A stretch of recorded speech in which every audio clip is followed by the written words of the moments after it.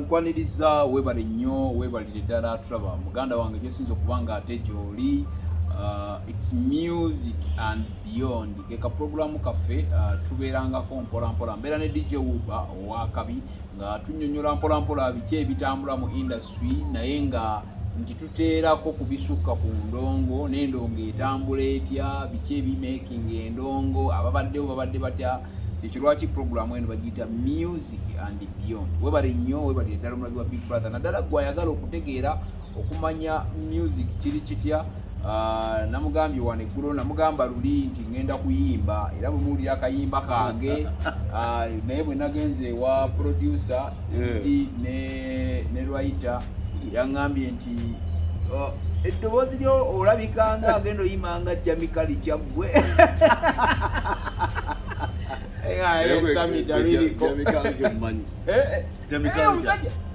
Sami oli omuvubuka y'omu ku basinga okusomesa endongo mu muzeeyi naye yaŋŋambye buli muntu ayogera asobola okuyimba. Ekisooka yaŋŋambye buli muntu ayogera asobola oyimba naye akutendesa okuyimba akutendesa atya. Era ssebo ndi mu ssomero kati ku kitone kyange ngenda mbawayo ande ekyo kibadde sinakikola naye kati ssebo ngene wali nga bayita abayimbi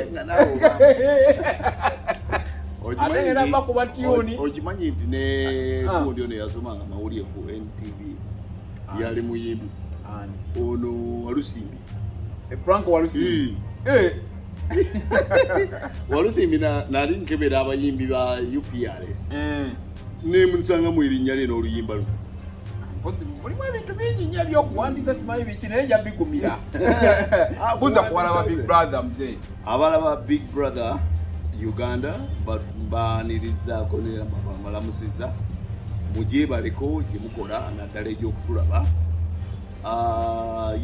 Amanya n'eddoboozi DJ Wilbur owakabi abasinga obungi bwe bampita. Manyi nyambadde uniform eno ejjawo kubanga kyekitongole ekitutwala ba entertainers ffenna abamawulire abali mu category ya entertainment. Kale teweebuuze uniform yaffe tuli organized bulungi. President waffe Habike mukulu nkutumiddeko nnyo muzeeyi Habike kyewalyanga tugenda funa twali mu kutulwanirira akolera abantu takyakolera Habike kyali wange era siina kyengenda mugamba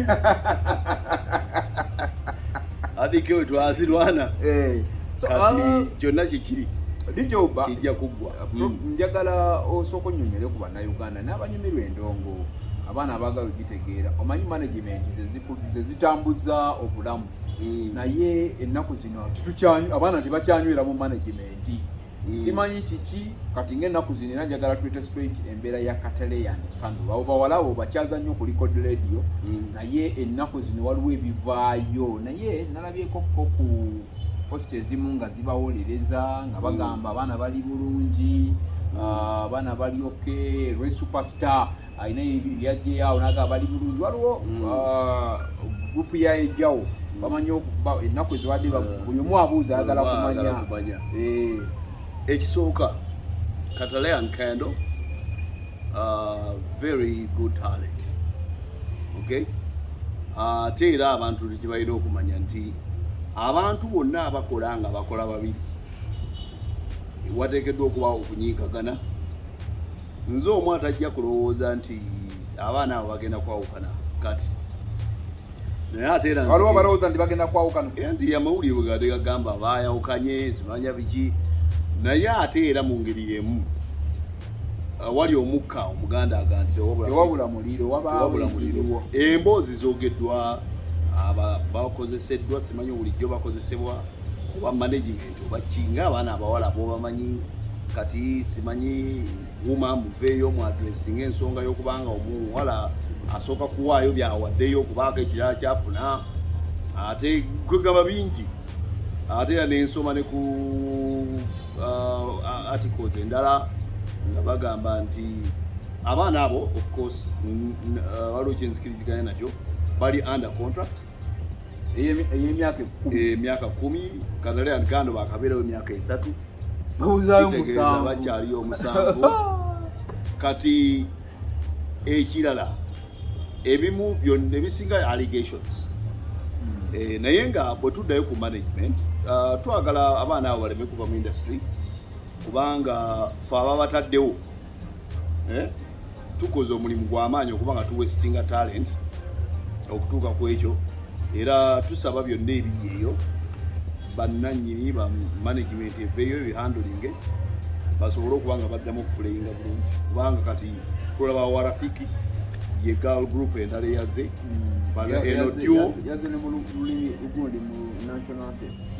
yaze mu national anthem so twagala tulabe ku competition kubanga kati Katalian Kano babaddewo webali naye babadde tebalina competition y'abaana bawala balala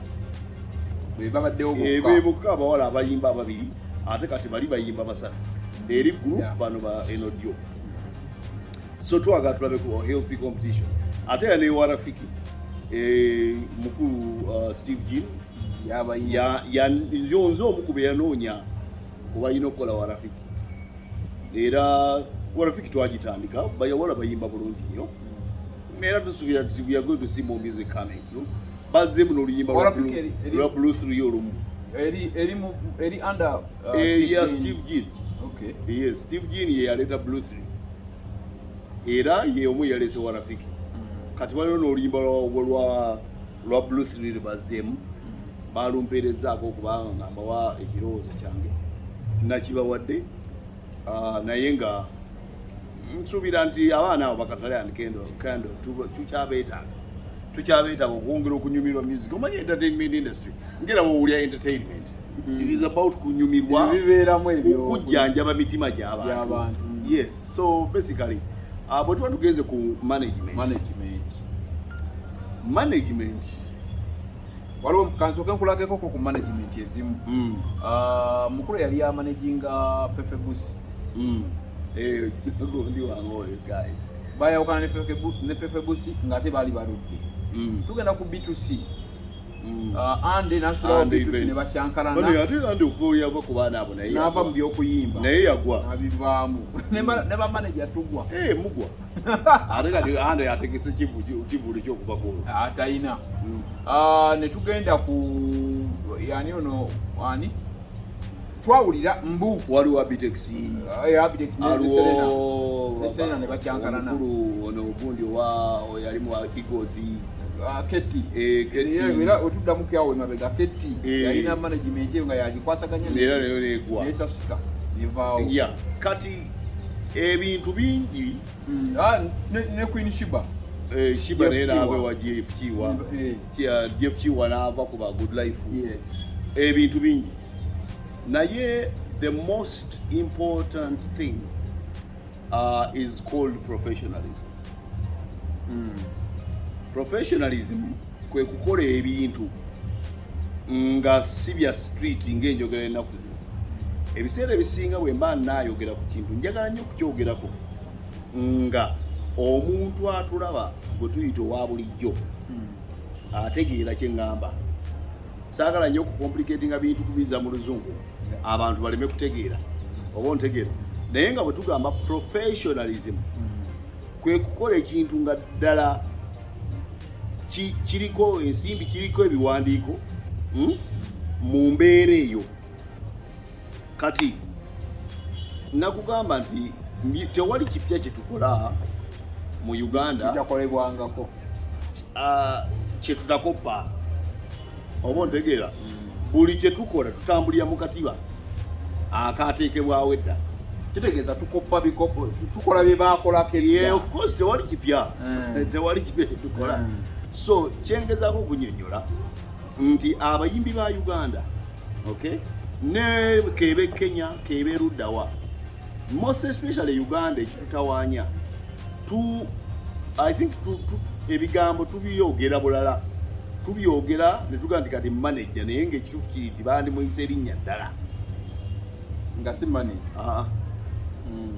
Bwe tugenda ku kigambo manager kineneko okusinga kye tulina wano. Yes, manager w'omuyimbi oba bamanager b'omuyimbi ebweru omuyimbi tabeera na manager omu yeah buli waliwo nga bonaga nti departments mu bintu omuyimbi byalina okukola buli kimu kiriko manager waakyo omuntu alinga agezaako okukola ekintu ekifaanana ng'ekyo ye Swans Avenue wano naye Swans Avenue kale sinnaba kugenda mu ndeeyo bunda kumanya nti ebirala babikola naye kati mu Swans Avenue buli muyimbi aliyo alina manager we okanga yo department nga company yo weeri anti kati company ye management obo ntegeera kati bo ne ba distributing roles Beno ni Mugumbya ne Julius Chaze be bannannyini obo ntegeera then ne bajja kati ne waliwo artist manager weewala abafere leka nkwanjuli Ham Connect UG ye company egenda okufunira omulimu ebweru w'eggwanga. Tulina emirimu egy'abawala n'abalenzi mu mawanga nga Iraq, Saudi Arabia, Iran, Bahrain, Qatar n'amawanga amalala mangi. Wano ku Ham Connect UG tutunda n'okugula emmotoka ssaako ne airport taxi. Gwe omwana ow'obuwala olina passport oba tolina jangu ku ofiisi zaffe. Ham Connect UG emirimu gy'abalenzi nagyo tugirina nga ba security guards, ba cleaner, ba housekeeper. Gwe ayagala okumanya ebisingawo tusange ku FB Tower Building ewa Bakuli room number C03 oba tukubire ku namba z'essimu zino noti 75939386 ne noti 7551559193. Ffe aba Ham Connect UG tutuukiriza ekirooto kyo ne company omuyimbi bw'aba asayininga tasayininga na manager asayininga ne company ne bamukwasa manager ateekeddwa okukola ku bookings ze oba emirimu gyengeri gye gitambulamu. Omuyimbi bw'aba akola ki damu awo omuyimbi bw'aba asayininga tasayininga na manager asayininga na company oba ntegeera ebweru okuva ku kwambala okugenda ku stage shows zo zogenda okukola ebintu bingi ne katugeze ogenda ku TV wategedde okuba wakwasaganya eyo docket okumanya nti omuyimbi alina show eno neeno ku TV okumanya kati oyo nga ye manager oba ku radio kati nga naye manager wa docket oyo ye naye ali awo yamanya nti omuyimbi kuliko lya alina okugendayo omuyimbi alina okugenda ku TV tagi alina okugenda wana alina okugenda wana ekyo nali kinnyonnyola Chameleon nga mugamba Chameleon oli brand nnene nnyo mu Uganda naye engeri gy'oddukanyamu ebintu byo yakyana kito ye ngati nga twaliwo ne Daniel ne mugamba naye Daniel lwaki gwe tomanaginga Chameleon kubanga Chameleon tumulaba nga abantu abasinga obungi tabawa respect be bayita ba manager kati ate ng'omuntu gwe yali asinga okurespectinga ennyo ate ye Daniel kati Daniel n'aŋŋamba Wilbur ekyo ky'oyogeddeko kituufu nnyo naye nina ebintu bibiri ebyokulondako nina kye bayita family ne brand Chameleon singa onbuuza ku bibiri prioritizingeko ki nja kulondawo family kubanga mulimu abaana n'aŋŋamba kati awo Chameleon brand eba evuddeko eba mba sisobola gibeeramu nga bwe kiteekeddwa kuba exactly kati nga nali muwa kyakulabirako nemuga kati Chameleon kati essaawa zino tulina okubanga tukusanga kati nga katugeze ku kizimbe gundi oba nkuwa ekyokulabirako kizimbe ky'abantu abaana kye basinga okumanya kankuwa wano kati ngaekintu hotel triangle wano sorry sigikubira kalamu naye ngezaako okulaga nti ekizimbe ng'ekyo kibeerako office kati Chameleon atuuse kuleba ebeera n'ekizimbe bwe kityo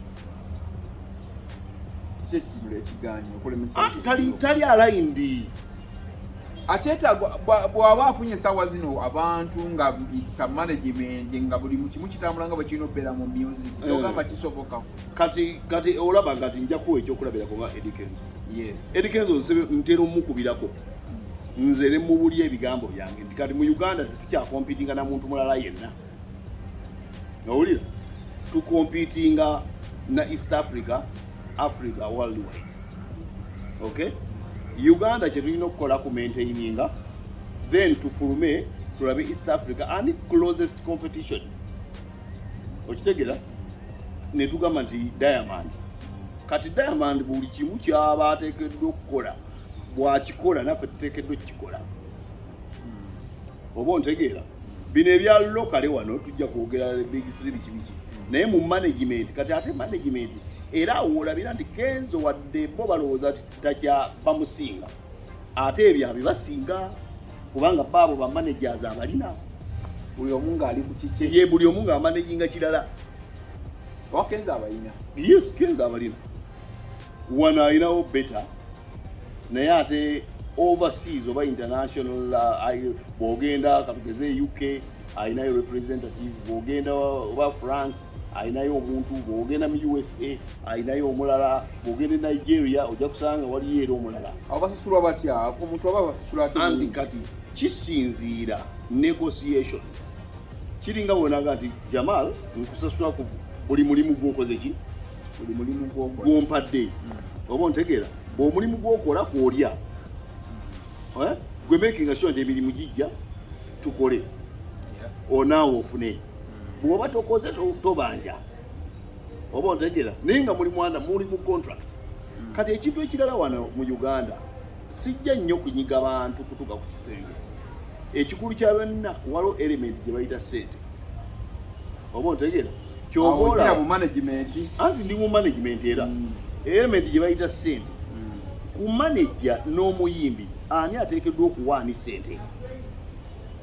Manager yalina okuwa. Mu definition entuufu. Manager yalina okulabirira. Manager yateekeddwa okuba nga amanyi omuyimbi asula atya, omuyimbi avuga mmotoka ki, omuyimbi ayambala atya, omuyimbi okitegeera. So kati wano mu Uganda kyekiri kye nakugambako olulimi nti tuli mu sector kyennafuuka industry. Oba otegeera tuli mu sector naye nga wadde tuli mu sector tuteekeddwa okukola ebintu ebirala obulungi oba oli awo bwe tunaatuuka tuyingire mu industry nga bwe tugyogera. Okitegeera omuyimbi wano mu Uganda abayimbi abasinga temulina ba managers. What we call managers. Muyina ndowooza balabika. Erinya watu basizza nnyo. I'm telling you the truth. Tuyina baani? Nkubuulidde mazima. Abantu abamanaginga abayimbi. Yani ono mukyali waffe ono omunene wa Eddie Kenzo. Beta Kiseka. Kiseka Raga Piper. Raga Piper. Kati akola ki? Kiseka promoter.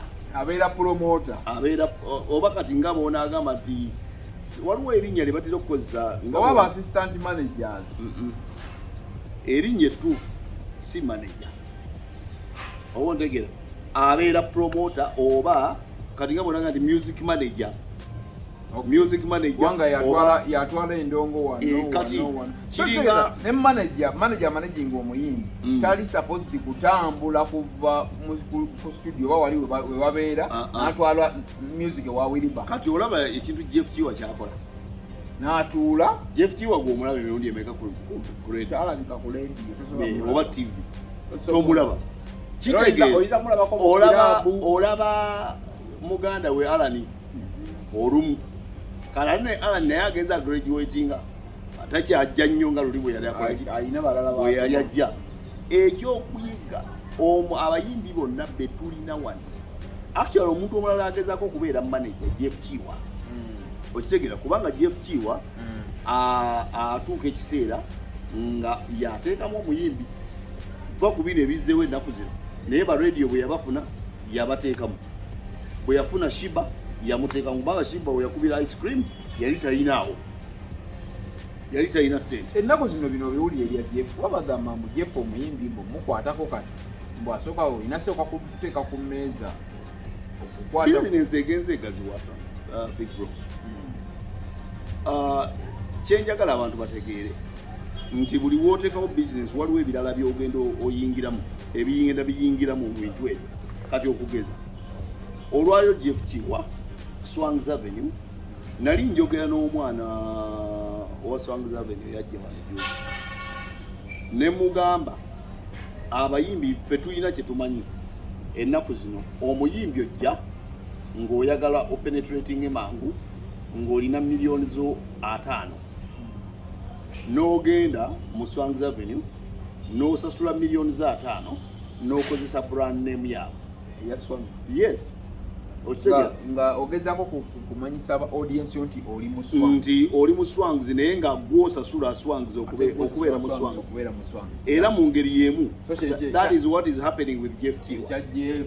Jeff Kiwa alina brand yagirina TNS ali under TNS yasasula kyekyo ekyabaawo ku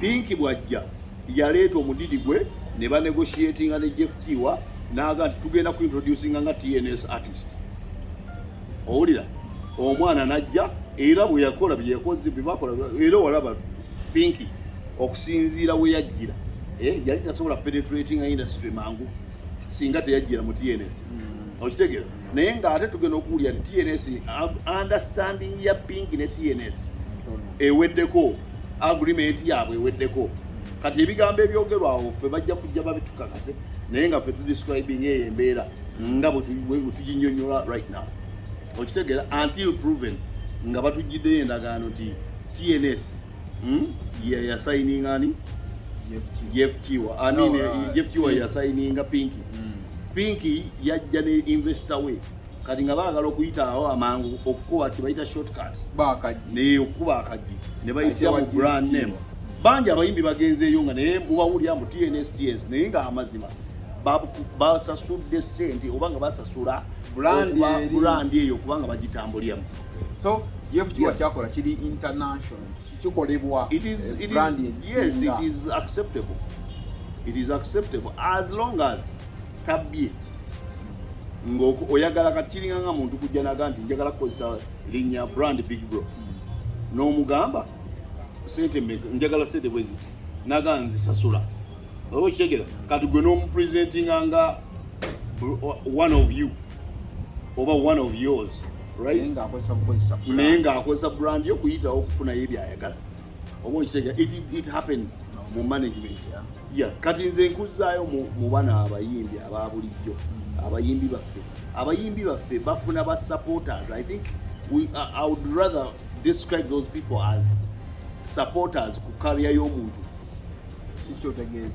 instead of calling them managers.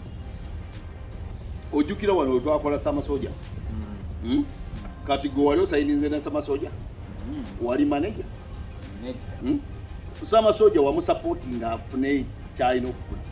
In other words, you were just a supporter of his career, to a contributor. I think the best word would be contributor. You contribute to his success. Okusobola okubanga omulaga connection eno manager you were just supporting him.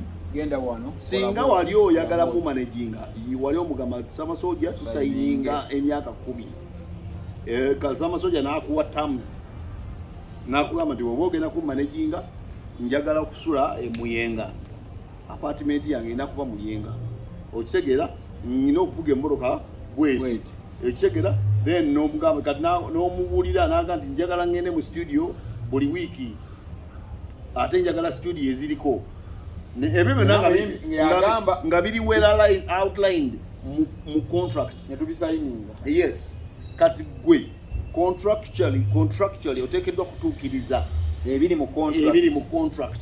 That is what makes it a professional contract. Nga kati nga bwolaba nti Nwaji ali mu Swangs Avenue bagamba tuza bujja endagaano ya Winnie Nwaji ne bagiza bujja oba tetugigenda giza bujja oba Winnie Nwaji n'agenda n'awaabira Swangs Avenue nga Irene Ntale bwe yatuka ekiseera n'alaba nga alabika bamubba okitegera neyekyanga naga sigenda kuddamu agamba nti bano bamu exploitinze nnyo okusinza ku explanation gye yakola naga nti ye alaba bamufunamu nnyo okusinga ye kyakola kyayingiza okuva mu bo so kati n'ayagala ave mu management eyo aleme kuzza bujja contract oba contract etaminatingibwe. Kati kyekino kyowulira nga ojjukira Drekali bwe baali bamuwaalidde mu kkooti bamuwaabira no Abudu Tumwesige kampani Abudu Tumwesige mwogezi w'eyo kampani naye eyo kampani yali following up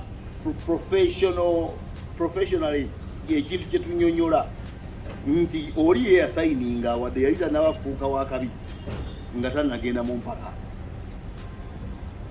Kati omusango gwa Drekali tegunaggwa era bw'akomawo mu Uganda muddamu buto kubanga alina compensatinga contractually ate bw'alwawo ennyo era and value libanga ttaka nti ettaka lyange ndiguze kandiweemu emyaka bajja kumulwaza bajja kubeerawo awo naye kyetubasaba nti oba oli awo ayinza okuba talina ssente naye muyinza okumusonyiwa nga mulaba tajja zisobola naye nga tekijjaawo kiri nti aba ateekeddwa okuyita mu mitendera egyo okutaminatinga contract. Big Brother Uganda webale nnyo webale ddala akadde kantwala lwala naye management nayo kirabika kiwanvu. Management ekirako eya corporate yesinga omwaka. Muganda wange Dennis Makindye namwena mwena ababeera Makindye awo waggulu wa Aerobics mwebale nnyo mwebale ddala. Bebamu ku basajja baŋŋambye nti omusajja oli gyeweri bamanye ebintu bingi toyonoona content gyomaalu weba management yakwate management Aerobics kyenasinga omwagala twamuwa cute kaye namuwagala nnyo bambi bakola ebintu nakati gyali. I am so happy twagende wa Chutikaye wa eno nemukwasa Chutikaye ekituufu sajja batambula ndowooza okitegedde nti oli contributor oba supporter you contribute towards somebody's success okitegera most especially musicians anyi n'omutwala wantu nga kyekyo nga yoyo omusajja akola naye bulungi endongo yonna nebakwatagana. So webale nnyo webali ddala tewerabira banaffe aba Freedom Properties Uganda Limited manager mulondo omutumiddeko nnyo balina amatabi nga mu Nateete ne wano mu Kampala bagayina. Freedom Properties bakayungirizi abagattagatta basobola okukugulira buli kintu kyonna bakusololeza amayumba basobola okusasulira ennyumba basobola okuzimbira ennyumba basobola okugulira ebintu by'oyagala oba biri bweru oba biri wano. That is Freedom Properties Uganda Limited. Mwebale nnyo manager mulondo wamu n'omukyala Nanja mwebale kungoberera mukulu Kawoya Hussein namwena aba Freedom Properties batumiddeko nnyo banafa ba Central Property Real Estate batunda ttaka era nga bakugamba emitwalo 5 basobola okuwa ettaka okutuuka ku millions 10 ku buli luguudo lwonna olwetolodde ekibuga Kampala osobola okubeera nga ate obikwasaganya bulungi nsonga ate banaffe aba Victoria School of Beauty and Hospitality Management basangibwa wali Nateete bagamba nti be bokka abasobola okusomesa omwana P7 senior 4 senior 6 n'obeera ng'ofuna certificate oba diploma ekintu eky'omumutwe n'ogattako. Nina Guest House basangibwa Namuŋŋoona abo nno baganda bange director nkutumiddeko nnyo leta akalango ku radio twalayo akalango ku record radio jangu tulange Nina Guest House bakugamba ate bwoba olanga nange lwaki tulanga na record radio namwena bayirawe mwena abalanga nange ngenda bampe yambulira mwena okujja ne mulanga ne record radio wange yo department nze njirimu ya marketing kati waliwo omukyala bamuyita Top Care Restaurant ndudo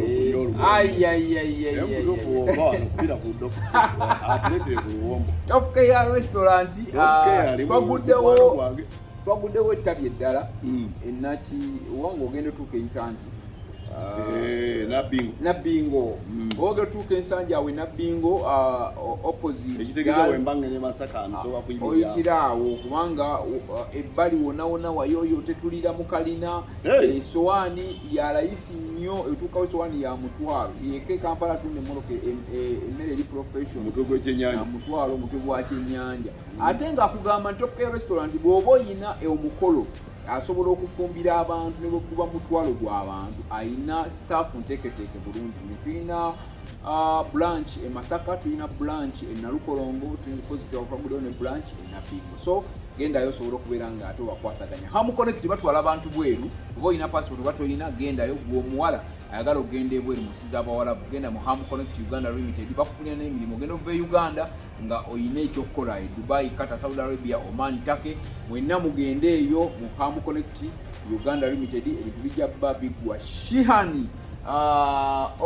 Shihani Day and Boarding Primary School basangibwa Lubaga mu Luba zone bayina P7 mpaka wansi mu top class wa middle wa baby genda yo bambi bayina enteekateeka nungi nnyo abazadde bali mu kubayita kati saawa zino omwami oyo mugendeyo newo batoyina gwe omuzadde eyitaze essomero erigenda okubangulira omwana wo nga muyiiya mukozi ate ayite ne first grade katukwanjulire Shehan Standard Day and Boarding Primary School abagenda okuteeka ebyensoma by'omwana wo ku mutendera ogusingira ddala empisa eddiini ebyemizannyo n'obuyiiya bwonna tubikulembereza ddala ng'ate ebyokulya n'ebyensula bya mulembe ddala tulina n'entambula eri abayizi abaviira ewala gwe ate omuzadde eyandiyagadde omwana wo okuyita ne first grade totunula obulala wonna okwewandiisa kugendera ddala mu maaso okuva ku nassale paka ku kibiina ekyomusanvu day ne boarding ng'ate n'ebisale birungi ate bisobokera ddala jjukira nti requirements zonna omwana wo azisanga ku ssomero tusangibwa Lubaga mu Bulwa zone okuliraana 24/7 motel gwe ayagala okumanya ebisingawo tukubire ku noti 773 73 3 5 ne noti 757 noti 6 26 96 Shehan Standard Primary School we invest in education ne bursaries azigaba yoyo wa Shihani nti ne woba olya waliwo center number ya P7 bakola bulungi nnyo ebibuzo bigenda komawo tulabe engeri abaana gye bakozeemu so tusobola okubeera nga ate ekintu kitambula bulungi nnyo next week webale nnyo webale ddala DJ Wilbur management ng'oggyeko ekyokuba nti nno manager yalina okuteeka ssente mu muyimbi kino kiwulikika kiki ekyokuba nti nno kyetuwulira kubanga actually kiri nnyo e Uganda nze bwe nkyetegereza okimanyi nti bamanager abasinga ab'e Uganda okuleka abatono abayimbi be batuwa ssente tulyoka tumanaginga omuyimbi oyo oba tucontributinga ffenna nendeeta 50% n'omuyimbi n'aleeta 50% naye still nesigala nga nze manager wo nze nkutegeerera ekyo kibeera kityo olwo okutegeerera ky'oba olaba actually wabeerawo a lot of disrespect wabeerawo okuyisaamu amaaso n'owulira nti omuyimbi yakubye manager ebyo byocontributing ate omuyimbi bw'aba yateekamu ate kati gobeera otya manager mu bufunze omuyimbi bw'aba yateekamu ssente mu ndongo ye promotion studios wa TV interviews buli kimu kati gobeera mukozi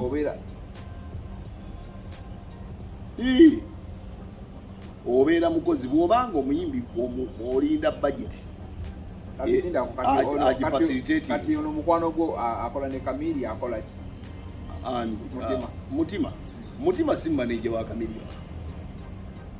kubanga okujjako nga manager mu bintu ebimu kati nga Kamiliyoni bw'aba ayagalayo kati mutima watuuse asobola okuleeta miliyoni 2 miliyoni 3 Kamiliyoni bw'aba azaagala okitegeera kati awo muba mukiyita bulala abeera manager woze obeera mukolera wamu nga musobola okugattaganya ebintu taba manager abeera mukozi era bw'obanga omanyi nti omuyimbi okujjako kati nga bw'olaba ba Ceylon Music ey'abakatale yankano kati awo be ba manager they qualify emyaka 10 to be called managers because abaana b'omuyimbi yes bamuwa entambula bamutwala mu studio babambaza babaliisa exactly n'omusajja omulala akikola ye Shonga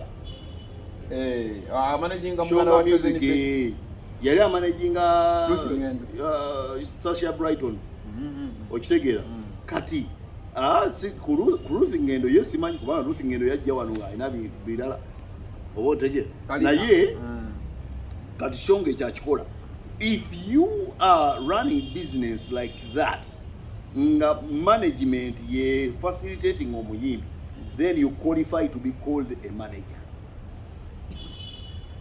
Naye bw'oba management bw'eba ye facilitating omuyimbi exactly gw'alina omuyimbi obeera manager. Yes. Management gy'olimu bw'eba ya muyimbi ng'omuyimbi yateekamu ssente obeera kiyambi. Oba kiyambi in actual sense kubanga singa Shonga Music eba esasula Big Bro okumanaginga omuwala muto wa Chosen Becky kati gobeera okwalifying okuyitibwa manager because you have been employed by Shonga Music running artist. Okitegeera because you are on the side of management. Kwa management eteekamu buli kimu. Yes. Baba w'emmotoka, baba wa buli kimu, mugenda kula saluni, simanyani, oyo na ngoye, designer what, kati ate ku level esukkako gye nale mpaje nanyonyola nka miliyoni. Miliyoni essaawa eno ateekeddwa okuba mu mitendera nti ayina kamiliyoni ayambala atya. Tugenda ne tulaba kamiliyoni ng'ayambadde ebintu naye nga tebiri mu makulu. Oba ntegeera oba n'olaba omuyimbi nga leero omulaba nga engeri gy'abadde presented alabika ye yennyini yeesalirawo yeeyiya kati ku stage y'abayimbi kati nga olaba Diamond Tanzania mukodemi wa ateekeddwa okuba oba ayina clothing line esalawo oba window mu management ye ng'ega nti omukulu leero ogenda kwambala kino bwe tuba tugenda ku mukolo bwe guti engoye zazisangawo nga designer we nga tawakana anti jukira akimanyi bulungi nnyo nti oli yateekeddwa omwambaza yamu employinga ti ku mukolo bwe guti wano oteekeddwa kwambala kino ku mukolo bwe guti oteekeddwa kwambala bwoti ogenda kusinkana president kati nga bino byolaba abayimbi baali bagenda mu parliament ne bajjira mu sandos oba ntegeera kati awo wonna management yekola ki yekola obwoba ogenda mu parliament as an artist bagenda kusooka bantu ba dissecting parliament kyeki bwoba ogendayo sapatu tekkirizibwa ku parliament era abayimbi babakolera nnyo okuba nga basobola okwapiaringa in that state ne babakkiriza yes bagamba kati bano they don't know what they are doing bajide mu bisando ate yali federation namba president yennyini yalibadde abagamba nti president yayamba rekodi president laba ali smart yayamba rekodi namba ne suti kumbi suti naye abalala bo bajja fwa bamanyi tuli bayimbi please ebyo byonna management omuyimbi tateekeddwa ku abayimbi by the way tebalina ssomero libasomesa kubeera bayimbi abayimbi bali naturally bayimbi kyokolaba beetaaga abantu abali qualified in areas ezo okubayamba okukola the right thing kyekiki nali nnyonnyola luli nga nkugamba nti abayimbi si ba administrators bateekeddwa ku employinga abantu babakolera ebintu ebyo mu right way kati kiringa nga bwonaaga nti seya omugenzi seya may his soul rest in peace seya yali teyasoma naye nga seya asobola okubeera meeya kati n'omusanga mu office ng'ebbaluwa sebo gye bawandiise seya eva nga yataddeko omukono oba ontegeera naye nga in actual sense seya tamanyi nawe wawandika bbaluwa eyo naye nga ye meeya abantu bangi nnyo bali mu offices kiri Uganda naye nga tasobola kuwandika bbaluwa nga ayina omuntu eyaqualifying ayina kiyambi akola ekyo nja kuwa ekyokulabirako omuntu osobola okubeera no big bro tewasoma busawo naye nga gwe nanyini ddwaliro gwobeera okukuba abantu empiso ekitegeeza kiriza nti gwe mugagga yita abantu nti twagala bawa mirimu wa abantu abali qualified okukolera mulimu okutambule bulungi ofune sente yita qualified doctor abeere one of the trustees okitegeera nti gavumenti weba ekyekinga mu records zo esangemu omusawo gwekegeera nti ono musawo byaddala then gwobere boss w'omusawo oba omusawo naye abeere nga oyo ku shareholders oyitegere okusobola okubanga eddwaliro liddukanyizibwa nga terina akatawaanya kubanga bamanyi nti omusawo gundi dokita gundi yemu ku bannannyini ddwaliro eryo wadde ayinamu 1%. oba ontegeera naye ebintu bikolebwe mu ngeri amateeka oba sisitimu gyeraba nti gyekino ekituufu. Kati abayimbi ebyo byonna kati sibanenya naye nga bwe tuba tunnyonnyodde management today tewali abayimbi batono nnyo wano abalina bamaneja abatuufu abasinga bonna bakiyambi oba nze ndowooza ba contributors, they contribute to this artist's success. Bonna abasinga tweyanzenga. That is episode 1 about management. Ekikwatagana ne management DJ Wilbur with music and beyond. Tuba twongerako industry agezaako okulaba kiki ekirina okubeera ekituufu mu industry yaffe. Bingi bikyajja. Webale nnyo, webalire ddala. Kamberekereze nsabosibule Abannayuganda. Bannayuganda njagala okubeebaza. Abayimbi batabani bo ne bawala. Abayimbi bo. Yo naate njogerako ne muganda wange Kenzo nagamba ewe batandika okwejulisa. Ate kati osobola ayejubisa atya kati gwe natomujubisa. Yankubidde ne tunyumyamuko ne njogerako n'abayimbi nga 5 yabadde nabo. N'abagamba oyo nze n'oyo emboozi yaffe empanvu nnyo. Era kyobola abantu bagamba nti Wilbur takuba Kenzo munenya bw'aba akoze ensobi. Naye omwana bw'oba omuzaala bw'akola ensobi otamute. Era nabadde ne big eye eggulu. Era baali babiri oba ontegeera mu struggle abaana basobola okufunawo enjawukana naye gwe abazaala ate toteekeddwa balaga nti ono asinga guni. Akayimba kange akalaavu kafuluma mu February 14 kajja mu February ate kati ogenda mu parliament sijali ado naboyi Dr. Luda Mantali Luda Mantali ayija kulanga oluyimba lupya ayina oluyimba lupya lukuba bitya yenda bana amasabu gali wano kanawe sebo omanyi kyo bw'endongo kati yeyina okuntwala ne mu parliament endongo siye kutwala kati abantu ngenda bakolera naye kati wali ka element akabula kaawo naye nze ndowooza si buyimbi kubanga singa buli muyimbi ali mu parliament kituufu oba ontegeera okuweereza I think obwesimbu engeri y'abantu gye bamanyimu oweereza otya naddala kati nakaseke oweereza otya abantu bakumanyi batya okitegeera naye nga era newa mafia kati abantu nga nze tebasobola bya kimafia politics yewe namukunyumiza kuba katono ke mubaddemuko amanye mangi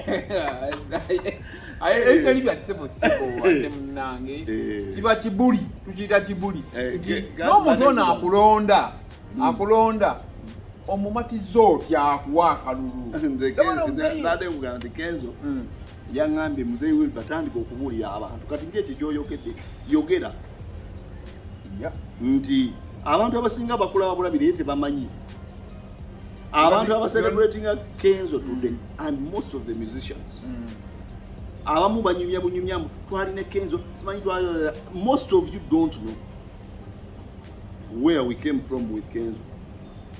And I can boldly say it even then. Now, fe twakola omwana oyo mumulaba bulabi. Naye gwe walonda begonga nvayo nenjoge. Abantu abamu bawulira bulize nga mu defending. Okitegeera? So, mbaire nze nina abantu bangi nnyo beesobola okukola. Eno industry bw'entandika okumenya abayimbi b'owulira nti abategeera. Beba nti gundi alimu egumba, gundi alimu supu.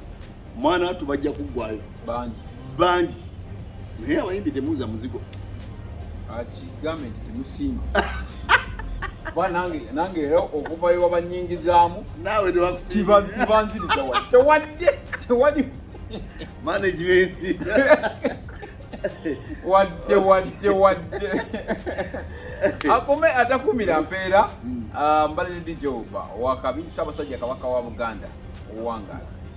Oyagala okuteekerateekera omukolo ogw'obuvunaanyizibwa ngenda mu bannaffe aba Top Care Restaurant abasangibwa e Nalukolongo ku kizimbe ky'Amakanga wano ku Masaka Road nga balina abafumbi abatendeka obulungi ate nga bateekateeka emikolo egya buli kika. Bannaffe aba Top Care Restaurant bakola ne outside catering saako ne delivery. Emmere ekutuukako awo wennyini w'oli. Kola order yo kati opiyo. Kuba ku nnamba y'essimu eno bakubire ku noti 7 noti 1 25 25 oba noti 772 34 43 6. Bannaffe aba Top Care Restaurant bakola omukolo gwo n'otaguddamu.